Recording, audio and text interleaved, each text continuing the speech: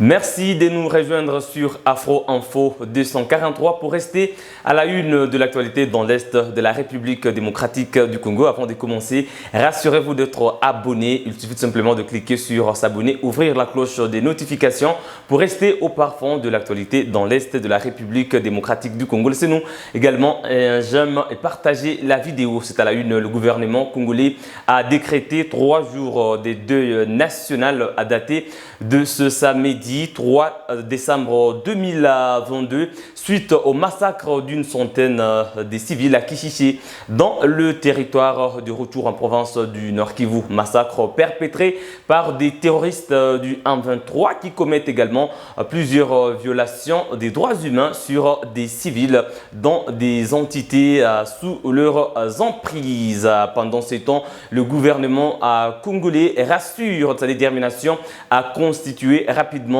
un dossier pour ouvrir des enquêtes internationales. Et l'opinion se pose plusieurs questions sur la responsabilité des pays qui parrainent le M23, dont le Rwanda. Nous avons interrogé des experts en droit pénal international. Tout le monde, je crois, même les cœurs les plus méchants doivent comprendre que c'est des choses inacceptables. Et dans une situation comme celle-ci, je ne dis pas parce que je ne suis pas la juridiction appropriée, mais c'est des faits qui s'apparentent à un crime de guerre. Et vous savez bien qu'un crime de guerre est imprescriptible. Et il faudra absolument que ces genres d'agissements ne se répètent plus et que les auteurs de ces crimes de guerre, de ces actions ou ces actes, soient poursuivis. Ils doivent être absolument jugés et de manière exemplaire. Pourquoi vous voulez que les malheurs frappent ailleurs? Déjà, les malheurs que nous avons suffit, on en a marre. Je ne souhaite pas que le malheur aille ailleurs. Tout ce que nous voulons, c'est la fin de la guerre. Et que les choses s'arrêtent. Quand vous allez voir les déplacés de guerre à Kanyaruchinya, vous en sortez autrement. Hein? Vous en sortez avec un cœur meurtri, avec des idées ou des révoltes. Et c'est pour cela que je ne peux pas imaginer que cette situation d'abord continue ou aille se répercuter ailleurs. Donc pour moi, je pense que nous devons travailler tous pour que la paix revienne et que tous ces déplacés regagnent leur milieu naturel. Et qu'est-ce que faites-vous en tant que parlementaire pour que la paix puisse revenir? Nous nous battons, nous essayons de sensibiliser les collègues, on sensibilise le gouvernement et le gouvernement travaille beaucoup. Le processus de Nairobi, c'est aussi la volonté du gouvernement de pouvoir mettre fin à cette situation. Mais à côté de cela, il y a une diplomatie parlementaire qui est faite. On va sensibiliser aussi les collègues de l'étranger pour qu'ils comprennent les vrais enjeux de cette guerre. Parce qu'au-delà du discours, il y a des enjeux qui ne disent pas leur nom ou des enjeux qu'il faut probablement comprendre après une certaine explication. Et comme député national, je crois que je m'inscris dans cet effort collectif de diplomatie parlementaire pour essayer de mobiliser le plus possible d'acteurs pour que la guerre s'arrête. Je pense pour comprendre la situation que le Congo vit aujourd'hui, il faut se référer à l'histoire. Et ça ne serait pas exagéré de vous dire qu'il faut rentrer en 1885 pour voir comment le Congo a été créé. Dans les livres que vous évoquez, effectivement, je montre l'itinéraire juridique du Congo depuis 1885 jusqu'à aujourd'hui. Et vous voyez tous les débats qui ont existé autour des actes, entre les acteurs sur le Congo m'a fait penser à une thèse que le Congo était un État avec des enjeux multiples qui intéressaient plusieurs puissances et qui font que même aujourd'hui, la guerre que nous vivons pourrait être aussi lue et comprise dans cette filigrane qui nous vient déjà de Berlin 1885 et qui doit pouvoir nous amener justement à prendre conscience des enjeux et pouvoir travailler pour que effectivement le Congo reste un et indivisible. Alors, ce qu'il faut d'abord dire, c'est que lorsqu'on est dans un contexte d'un conflit armé, il est interdit par les conventions de Genève, les 4 conventions de Genève et les 2 protocoles de 1977, que le combattant puisse s'attaquer aux populations civiles et aux biens protégés. Or, dans cette circonstance, on est dans un conflit armé qui oppose les M23 aux FARDC, mais là, ils se sont attaqués aux personnes civiles qui ne sont pas d'objectifs militaires et par voie de conséquence, c'est constitutif des crimes de guerre. Et si on peut échapper les crimes de guerre, ça ne peut pas échapper des crimes contre l'humanité. Et en tout état de cause, ce sont des comportements qui troublent le droit international. Et par voie de conséquence, ça engage la responsabilité pénale des personnes qui ont commis ces faits-là. Et cette responsabilité pénale peut s'engager aussi bien au niveau interne qu'au niveau international, à travers la Cour pénale internationale. Et ça vise, pour cette catégorie d'infractions des crimes de droit international, non seulement les personnes qui ont agi directement, mais également les personnes qui ont agi indirectement, qu'on appelle les responsables, les supérieurs hiérarchiques, peut-être militaires ou civils. Donc ici, on va non seulement punir ceux-là qui ont commis directement les faits, mais on va également punir, et la responsabilité sera engagée de ceux-là qui ont commandité des faits en tant qu'auteurs indirects, mais également ceux-là qui coordonnent les M23 et qui n'ont pas empêché, pendant qu'ils ont le pouvoir de le faire, ils seront aussi punis par des peines qui sont sévères, qui peuvent aller jusqu'à la peine de mort démocratique du Congo et à plus de 30 ans devant la Cour pénale internationale. Quel peut être le cas d'un État, si par exemple le Rwanda qui est cité devenait responsable de ces crimes?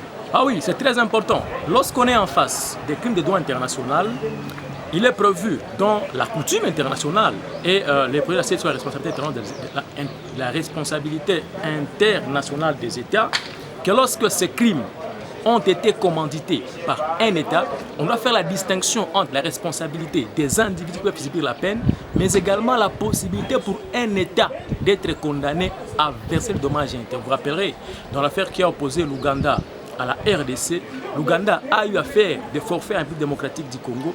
On devait condamner en principe ceux-là qui l'ont fait sur le territoire congolais, mais également ça a engagé la responsabilité internationale de l'État au niveau international et ça peut aboutir par la condamnation si le Rwanda est directement cité au niveau de la Cour internationale de justice a versé à la RDC une somme d'argent à titre de réparation. Je pense qu'il s'agit là des actes graves, des crimes de guerre qui ont été commis à Kishishi. Il s'agit effectivement des actes de violation du droit international humanitaire. Et je pense que d'une façon ou d'une autre, les responsabilités doivent être établies et les responsables de ces crimes doivent répondre de leurs droits. Et donc ces 3 jours de deuil national, j'appuie effectivement cette initiative parce qu'il faudrait que nous ayons le temps de plairer nos morts. Je voudrais dire au président de la République et à tout son gouvernement que les 3 jours de deuil national, oui, mais aussi on en a marre. On en a marre, je l'ai dit au président de la République, parce qu'il reste l'unique responsable et comptable de notre sécurité. C'est lui le responsable à qui on a confié la gestion de la chose publique pour effectivement protéger les frontières de la République démocratique du Congo et assurer la sécurité à tous les Congolais. Et donc c'est un appel que je lance au gouvernement congolais de pouvoir mettre un peu tout ce dont ils ont à la disposition comme moyen constitutionnel, comme moyen matériel, comme moyen juridique pour mettre fin à cette spirale de la violence à l'est de la République démocratique du Congo. Et aussi, il faudra que les institutions judiciaires, à l'interne comme à l'international, se saisissent de cette situation et que les enquêtes sérieuses soient diligentées et que les responsables de ces actes soient traduits devant la justice et qu'ils soient châtiés de façon proportionnelle. Voilà, quand on parle du M23, on voit directement le Rwanda. Est-ce que sur le plan juridique, le Rwanda peut être aussi poursuivi à un moment donné? Effectivement, ça, nous sommes en droit international humanitaire. On peut établir la responsabilité internationale d'un État tiers dans un conflit armé interne. Et effectivement, c'est lorsque nous sommes dans les cas de proxy ou d'une guerre par procuration. Avec les éléments que nous avons aujourd'hui en République démocratique du Congo, il a été avéré par les rapports des Nations Unies et beaucoup d'autres chercheurs que le Rwanda finance, planifie et participe d'une façon ou d'une autre aux opérations du M23. Et c'est là qu'on peut établir effectivement la responsabilité du Rwanda pour un fait internationalement illicite parce que le Rwanda participe ou agresse la République démocratique du Congo. Et nous avons des exemples patents dans l'histoire, notamment dans les célèbres arrêts États-Unis contre Nicaragua. Les États-Unis ont été condamnés par la Cour internationale de justice pour la participation d'une façon ou d'une autre aux opérations militaires et paramilitaires au Nicaragua. Et donc le Rwanda effectivement peut être poursuivi pour ce crime commis en République démocratique du Congo parce que nous sommes dans une guerre par procuration et le Rwanda sera responsable. Est-ce qu'aujourd'hui peut-on dire que la RDC est abandonnée par la communauté internationale après ces révélations qui parlent d'un soutien de l'Union européenne au Rwanda? Alors je pense qu'il faut faire la part des choses.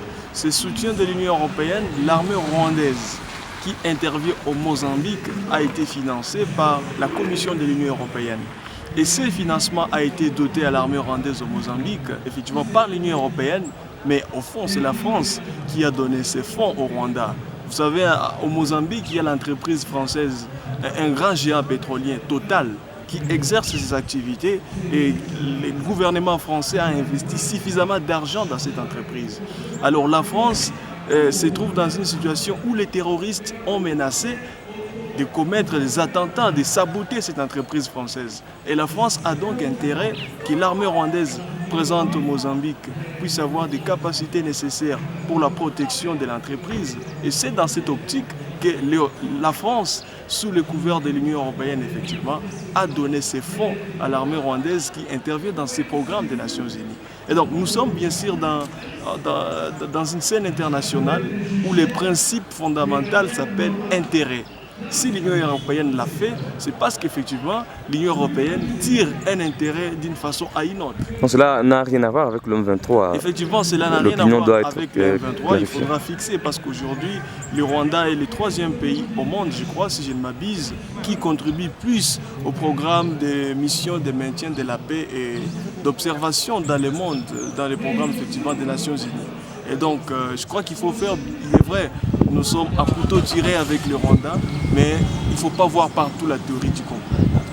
Voilà, mesdames et messieurs, vous avez suivi aussi des clarifications sur la somme des 20 millions d'euros que l'Union européenne aurait octroyé au Rwanda en termes d'appui financier. Donc cela n'aurait pas quelque chose à voir avec ce qui se passe dans l'Est de la République démocratique du Congo, en croire les propos de notre expert que vous avez suivi. C'est par là que nous allons mettre un terme à cette production sur Afro Info 243. Je vous rappelle, si vous voulez rester à la une de l'actualité dans l'Est de la République démocratique du Congo, veuillez vous abonner. Il suffit simplement de cliquer sur s'abonner, ouvrir la cloche des notifications. Laissez-nous en j'aime votre point de vue en commentaire.